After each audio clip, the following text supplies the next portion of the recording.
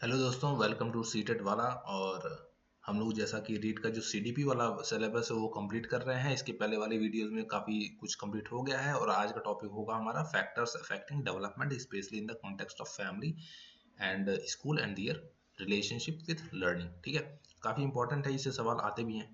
और जो लोग चैनल पे नए आए होंगे वो लोग चैनल को सब्सक्राइब कर सकते हैं। और पूरा सीडीपी खत्म करके जाऊंगा, प्रॉमिस है। पूरा पीवाईक्यू सॉल्व करके जाएंगे, प्रॉमिस है। और बीच बीच में क्वेश्चन लेके आएंगे, वो भी प्रॉमिस है। और इंपॉर्टेंट थिंकर्स है, वो भी प्रॉमिस है। ठीक है, 27 फेब से पहले पहले सब कुछ कंप्लीट हो जाएगा। और इसका भी प्रॉमिस है कि अगर आपने मन लगा के पढ़ाई करेंगे आप लोग, तो कम से कम 28 तो पाएंगे भाई। मैं 30 आउट ऑफ 30 की गारंटी तो नहीं लेता, लेकिन 28 की लेता हूँ। 28 सही हो जाएगा। ठीक है, तो बिना टाइम वेस्ट किए सीधा चलते हैं अपना। पहला फैक्टर है factor affecting development. Factor affecting development, विकास को प्रभावित करने वाले कारक। पहला है फैमिली फैक्टर। फैमिली फैक्टर में क्या क्या होता है, जैसा कि आप सभी लोग जानते हैं। पेरेंटिंग स्टाइल, जैसे कुछ के माँ बाप होते हैं वो काफ़ी दयालु टाइप के होते हैं, मारते पीटते नहीं हैं, आराम से प्यार से बात करते हैं। ठीक है, आपसे आपको सपोर्ट करते हैं वो हर पढ़ाई में, खेल में। ठीक है, तो वो गुड पेरेंट्स की कैटेगरी में आ जाते हैं। और कुछ पेरेंट्स ऐसे होते हैं जो मार पीट देते हैं। ठीक है, बिना गलती के भी पीट देंगे।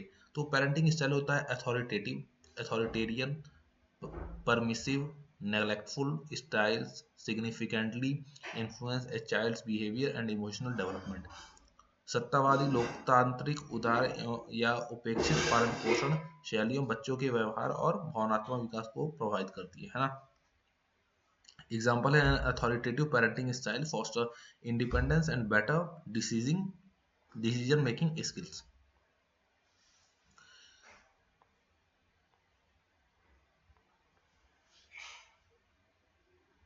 तो ये हो गया हम लोग का पेरेंटिंग स्टाइल वाला हो गया। और नेक्स्ट चलते हैं हम लोग का क्या है। नेक्स्ट में क्या है, एक सेकेंड।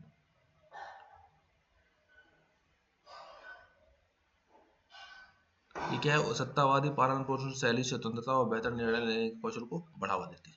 आप लोग को पढ़ के ही पता चल गया होगा। दूसरा है हम लोग का socio economic status. Effect access to resources like quality education, nutrition and extra curricular activity. गुणवत्तापूर्ण शिक्षा, पोषण और अतिरिक्त पाठ्यक्रम गतिविधियों जैसी संसाधनों की पहुंच को प्रभावित करता है। एग्जाम्पल के तौर पर क्या देख लेंगे, चिल्ड्रंस फ्रॉम हायर एस मतलब होता है सोशियो इकोनॉमिक। ठीक है, ये एस है, ये socio economic. Socioeconomic status background often perform better academically due to better resources। जिनके पास रिसोर्सेज अच्छे होते हैं वो क्या करते हैं, बेटर परफॉर्म करते हैं। जैसे कि हम लोग जब छोटे थे तो क्या होता था, हम लोग के पास लैपटॉप या कंप्यूटर नहीं होता था, तो जो भी हम लोग कर पाते थे वो स्कूल में ही कर पाते थे। लेकिन कुछ बच्चे ऐसे थे जिनके जिनके पास घर पे क्या होता था, लैपटॉप होता था, कंप्यूटर होता था, तो वो लोग प्रैक्टिस घर से करके आते थे, फिर स्कूल में दिखाते थे कि हमें ये आता है, हमें वो आता है। ठीक है, तो उनके पास रिसोर्सेज थे और कुछ बच्चों के पास रिसोर्सेज नहीं थे। Now third one is emotional climate at home. Supportive and loving environment promotes emotional security while conflict और नेग्लेक्ट में हाइंडर डेवलपमेंट। ठीक है, एग्जाम्पल पे देख लेंगे, positive reinforcement from parents encourage confidence in students.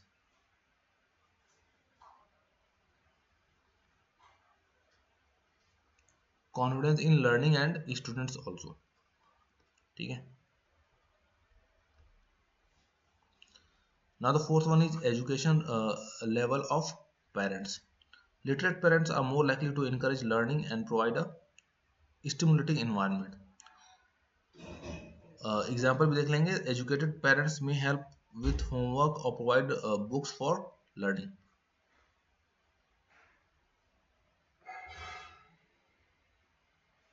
Hindi में आप लोग पढ़ते रहिएगा, जो लोग बच्चे हिंदी मीडियम के हैं वो लोग ये हिंदी वाला पढ़ रहे हैं। सिबलिंग रिलेशन वाली बहुत इंपॉर्टेंट होता है। Positive sibling interaction encourage cooperation and social skills while rivalry में क्रिएट स्ट्रेस। एक पॉजिटिव चीज़ होती है, अगर आपका वो बड़ा भाई या बड़ी बहन है, अगर वो उनको अच्छा नॉलेज है सब्जेक्ट का, तो वो आप लोगों को हेल्प जरूर कर देते हैं, है ना। And older siblings often help younger one with school work, है ना। ये एग्जाम्पल है हमारा। चलो नेक्स्ट क्या है, अब आते हैं दूसरा factor, school factor. School factor क्या है, teachers role, a motivating and empathetic teacher foster cognitive and emotional growth, है ना। तो प्रेरक एंड सहानुभूतिपूर्ण शिक्षक संज्ञानात्मक भावनात्मक विकास को बढ़ावा देते हैं। नेक्स्ट कर लेंगे। उदाहरण है, a teacher using interactive method interest in enhance interest in learning. अगर इंटरेक्टिव मेथड जो मेथड होता है अगर टीचर का वो अगर अच्छा हुआ तो जो लर्निंग होती है वो भी क्या होती है, लाइफ लॉन्ग होता है, लाइफ लॉन्ग होता है और अच्छी होती है। और जो दूसरा होगा peer influence like age group को मान लेते हैं, जैसे कि अगर आपका एज ग्रुप होगा 22 to 24, तो मतलब इस एज में जितने भी आएंगे सब पीयर ग्रुप कहलाएंगे, पीयर इन्फ्लुएंस कहलाएंगे। पीयर इन्फ्लुएंस मतलब कि एक ग्रुप होगा वो इन्फ्लुएंस करेगा कि भाई ये कर लो ये कर लो, तुम कहोगे चलो ठीक है ये दोनों कर रहे हैं तो हम भी कर ले रहे हैं। Interaction with peer development communication skills, team work and competition. साथियों के साथ बातचीत, संचार कौशल, टीम वर्क और प्रतिस्पर्धा को विकसित करती है। क्या पीयर इन्फ्लुएंस, ये इंपॉर्टेंट है। Group activities help in collaborative learning, समूह गतिविधियां सहयोगात्मक सीखने में मदद करती हैं। Now we will come to school environment. School environment क्या था, a safe inclusive and resourceful school environment promote holistic development. जैसे कुछ स्कूल ऐसे होते हैं जहाँ पे क्या होता है कंप्यूटर लैब ही नहीं होता है, और तो उन लोग का जो कंप्यूटर का जो आईसीटी वाला पोर्शन वाला वो होता है वो बच्चे ठीक से ढंग से सीख नहीं पाते हैं। तो वही है, schools with libraries extra curricular program enhance learning.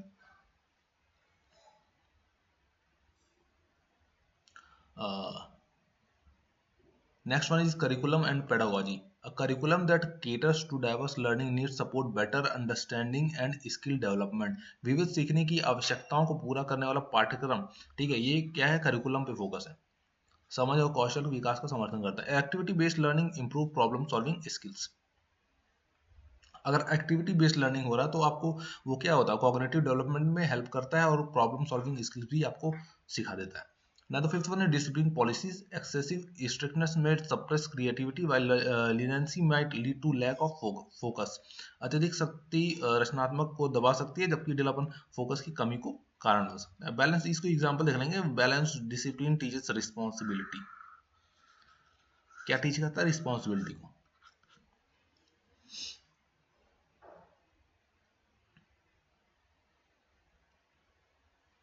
Now the next one is relationship between development and learning. We will do it in next time, okay? इसको नेक्स्ट में करेंगे।